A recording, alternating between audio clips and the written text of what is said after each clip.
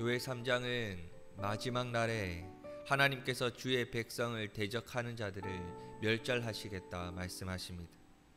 요엘사의 키워드였던 여호와의 날, 이 여호와의 날은 분명 하나님을 대적하는 자들, 하나님을 예배하지 않는 자들에게는 슬픔의 날이 될 것이고, 주님의 백성들, 하나님을 예배하는 자들에게는 해방의 날, 구원의 날, 기쁨이 될 것이다 라고 선포하고 있습니다.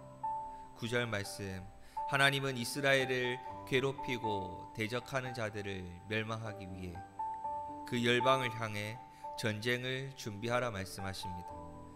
마지막 순간까지 굴복하지 않고 돌아오지 않고 하나님을 대적하는 나라들을 향해 심판을 선포하신 것입니다. 그들은 어리석게도 대적하는 자가 누군지, 상대해야 하는 자가 누군지를 깨닫지 못하고 끝까지 하나님과 싸우고 있었던 것입니다. 12절, 여호사밧 골짜기에서 결국 모든 민족을 심판하시는 날이 곧 이르실 겁니다. 대적들의 악과 독이 가득 차는 그날, 하나님은 추수와 심판을 위해 반드시 낫을 드시겠다 선포하십니다.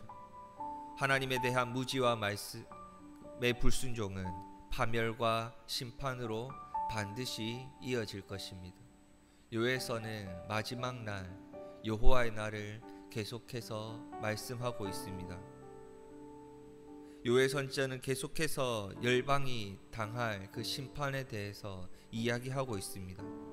하지만 그 심판의 날이, 그 여호와의 날이 결코 끝은 아닙니다. 그 요엘서가 이야기하는 마지막 날이 바로 당장에 이어질 것 같지만 그 날이 오기까지 우리는 반드시 해야 할 일이 있는 것입니다. 기회의 문이 아직 꽉 닫히지는 않았던 것이죠. 아직 그 문이 완전히 닫히지는 않았습니다. 누구든지 주의 이름을 부르는 자는, 그 여호와의 날이 오기까지 끝까지 주님의 이름을 부르는 자는 반드시 구원을 얻기 때문입니다. 아직 그 구원의 문이 닫히지 않았다라는 것이죠. 그러니 이 말씀을 대하는 우리는 지금까지, 마지막까지, 그 심판의 날이 이르기까지, 여호와께서 말씀하시는 그 여호와의 날이 이르기까지 무엇을 할 수 있습니까? 부지런히 복음을 전하는 자가 되어야 하는 것입니다. 오늘 이 요엘서 본문 큐티 제목이 우리가 꿈꾸는 그 날이라는 제목입니다. 우리가 꿈꾸는 그 날은 여호와의 날이고 마지막 날이며, 그때부터 시작되는 완성된 천국에서 하나님을 예배하는 날입니다. 그런데 우리가 반드시 그 날까지, 그 문이 완전히 닫히기까지 이 땅에서 해야 할 일이 있다면, 하나님이 주시는 사명이 있다면 그것은 복음을 전하는 일입니다. 하나님 앞에 서는 그날까지 하나님께서 우리에게 주신 복음을 끝까지 전함을 통해 하나님이 주신 사명을 기쁨으로 감당하고 그 여호와의 날을 기대하고 소망하며 기다리며 기쁨의 날, 해방의 날, 구원의 날을 소망하며 하루를 살아가시는 하나님의 자녀 되시기를 소망합니다. 이 땅의 역사가 어떻게 흘러가고 있습니까?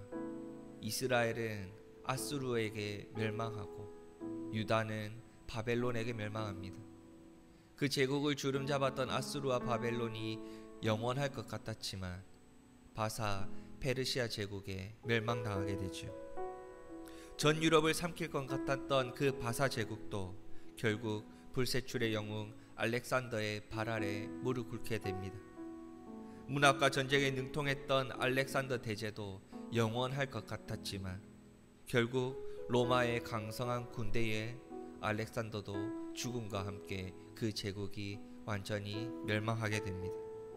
수백 년간 온 세계를 호령했던 로마, 영원할 것 같았던 로마, 그 팍스 로마나도 어땠습니까? 그 제국은 영원하지 않았습니다. 2000년이라는 시간 동안 수많은 나라가 등장했지만, 수많은 제국이 이 세상을 호령할 것 같았지만 생기기도 하고 없어지기도 하고 사라지는 역사가 계속해서 이어져 왔습니다. 하지만 구약 성경이 예언했던, 주님이 이 땅에 오셔서 선포하셨던 한 나라, 영원한 나라가 있습니다.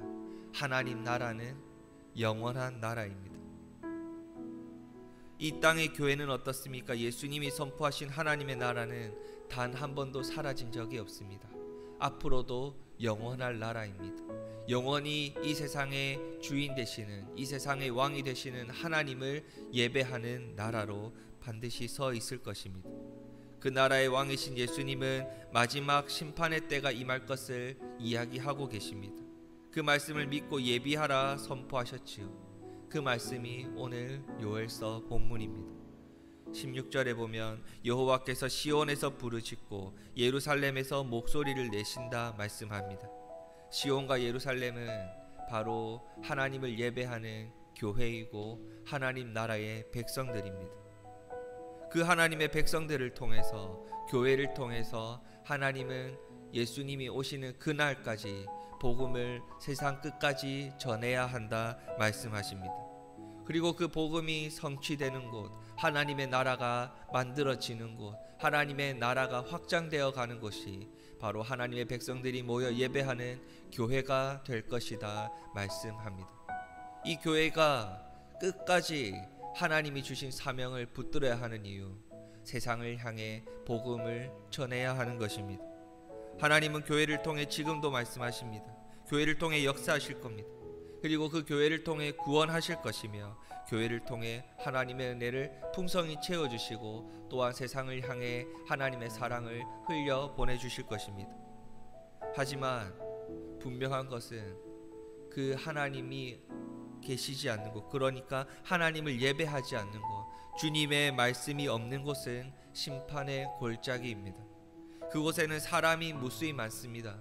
사람들의 목소리가 웅성웅성거리고 엄청나게 많습니다. 사람들이 세상을 살아가면서 소란스럽기도 하고 혼란스럽기도 합니다. 그곳에 하나님의 말씀이 없기 때문입니다. 그곳에 하나님을 예배하는 자들이 없기 때문입니다. 하나님의 말씀을 들을 자가 없기 때문이고, 하나님의 역사하심이 나타나지 않는 곳, 그 길은 심판의 골짜기를 향해 달려가는 길일 뿐입니다. 누구라도 그 길에 서 있다면, 내가 사랑하는 누군가가 그 자리에 서 있다면, 하나님이 없는 그곳에서 소란스럽게 혼란스럽게 하나님의 말씀을 듣지 않고 살아가고 있다면, 우리는 오늘도 복음을 가지고 그곳으로 나아가야 합니다. 하나님이 함께 하시며 인도하시고 역사하시는 그 영광의 자리로 복음을 전하고 나아가 그곳에 있는 자들을 다시 주님께로, 교회로 인도해 올 수 있어야 합니다. 하나님의 백성 교회를 괴롭히는 대적들은 언제 어디서나 강력하게 등장하고 있습니다. 세상이 시간이 지나면 지나갈수록 더욱 악해지고 하나님의 교회를 등한시하고 하나님의 말씀을 듣지 않으려 하고 하나님을 무시하는 그런 강력함이 일어나지요. 그럴 때문에 결국 그 끝은 하나님의 심판이 될 것이고 황무지가 될 것이라 오늘 말씀하고 있습니다. 그럼 우리는 이 땅을 살아가면서 이 세상에 어떻게 해야 할까요? 같이 힘들어해야 합니까? 현재의 삶이 힘들고 어렵다고 낙심하며 그들과 같이 세상으로 가야 할까요? 그렇지가 않습니다. 하나님이 약속하신 분이고 신실하신 분이면 그 약속을 반드시 성취하실 분임을 믿고 우리를 영광의 자리로 인도하신 그 하나님의 말씀을 가지고 다시 세상을 향해 나아가야 합니다.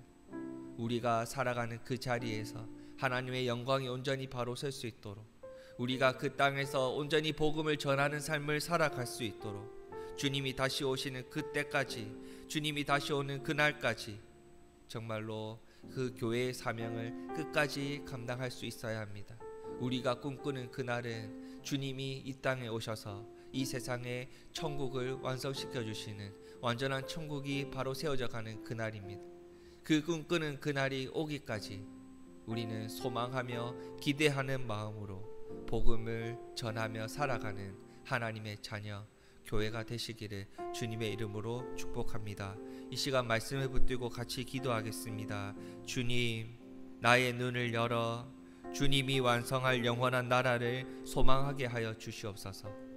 그 천국을 소망하며 주님이 오시는 그날까지 끝까지 복음을 전하는 삶을 살아가게 하여 주시옵소서. 하나님이 보내시는 그곳에 나의 삶의 터전에 만나는 사람들에게 내가 가진 모든 것으로 주님을 전하며 살아가는 오늘을 살아가게 하여 주시옵소서. 같이 기도해 주십시오. 코로나 확진세가 쉬 사라지지 않습니다. 우리 성도님들을, 갈매교회 성도님들과 그 가정의 모든 자녀들과 부모님을 주님 오늘도 안전하게 지켜주시고 잘 대비하게 하시고 지혜롭게 대처하게 하시고, 정말 삶 속에서 그 어려운 시간들을 감당해 나가시는 분들에게 힘과 위로를 주십시오 라고 같이 기도해 주시고, 개인적인 기도의 제목을 가지고 기도하신 뒤에 자유롭게 돌아가시겠습니다. 기도하시겠습니다.